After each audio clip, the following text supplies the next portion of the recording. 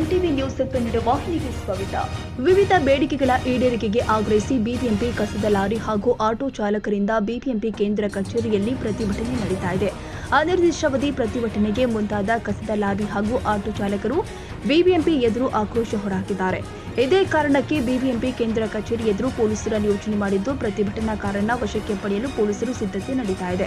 2 KSRP, 2 BMTC ನಿಯೋಜನೆ ಮಾಡಲಾಗಿದೆ. ಕಳೆದ ಬಾರಿ ಕೆಲಸ ನಿಲ್ಲಿಸಿ ಪ್ರತಿಭಟಿಸಿದ ಕಸ ಸಾಗಾಣಿಕೆ ವಾಹನ ಚಾಲಕರಿಗೆ ಕೆಲಸ ಕಾಯಂ ಭರವಸೆ ಡಿಸಿಎಂ ನೀಡಿದ್ರು. ಬೆಳಗಾವಿ ಅಧಿವೇಶನದಲ್ಲಿ ಈ ಬಗ್ಗೆ ಚರ್ಚಿಸುವ ಭರವಸೆ ಕೂಡ ನೀಡಿದ್ದ ಡಿಸಿಎಂ, ಆದರೆ ಇದೀಗ ಭರವಸೆ ಈಡೇರದ ಹಿನ್ನೆಲೆ ಮತ್ತೆ ಪ್ರತಿಭಟನೆ ನಡೀತಾ ಇದೆ.